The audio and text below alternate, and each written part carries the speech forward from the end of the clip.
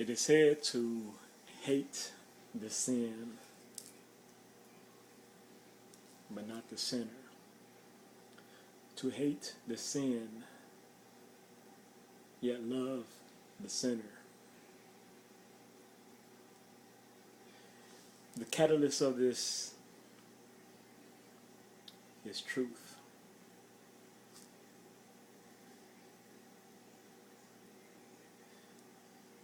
One can love a person, yet dislike something about them. The sin.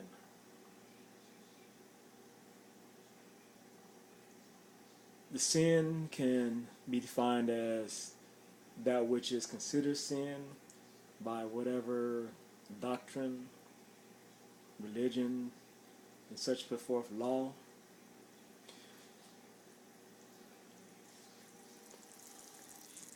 Sin can also be taken down a level and just put forth as that action,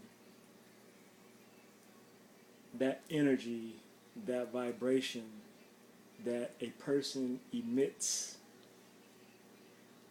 and creates by way of speaking, by way of doing. The act. The act is separate from the person theirself. For the person theirself, the true self is a stillness. Stillness of being within existence itself.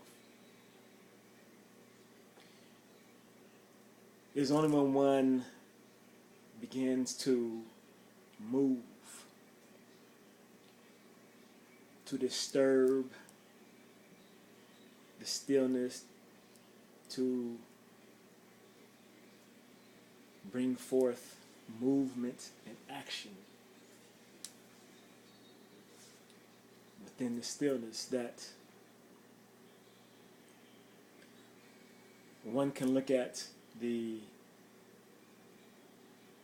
quote-unquote good or bad aspects of.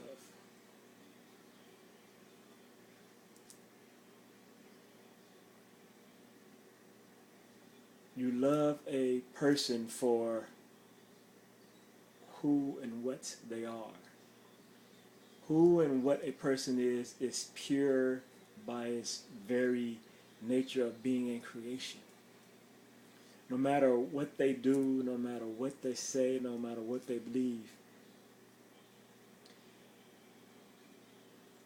the pure act of coming into existence is what they are at their core.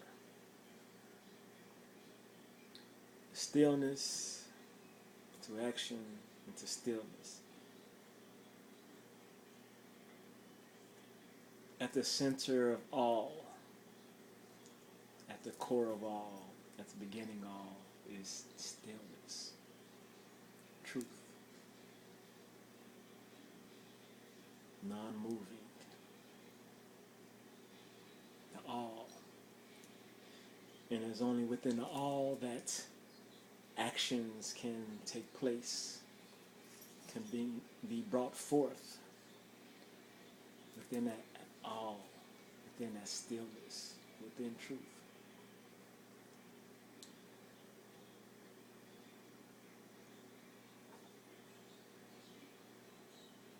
And one should and must love truth, for what else is there? What else does one have at the beginning of the day, at the end of the day, in the middle of the day? At the beginning of all, at the end of all, in the middle of all, there is only one. And it is truth.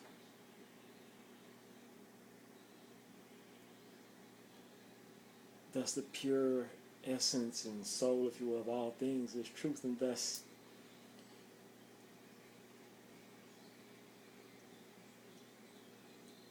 that which from which everything is created must be pure, must be whole, must be holy, must be untainted, unsullied. It's the truth. So if that is the pure,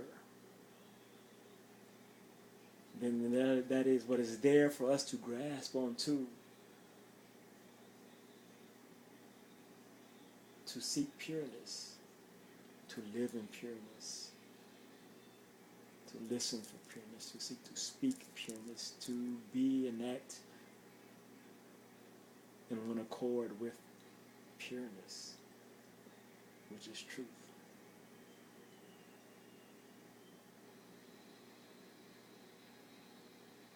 Thus, God and salvation must be one and the same. A God that offers salvation must offer itself as salvation. Because what else would it be to save one but God? What else would there be to save one but God? And by what way would God save one other than by himself? And what is God? What is God?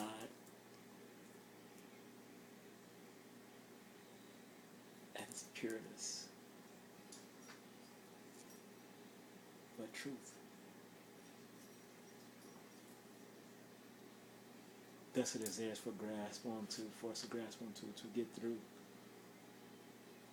By way of him we get to him. Through him we get to him. There is nothing else. There's nothing else to be. All else that can be put forward they fall short and they go away.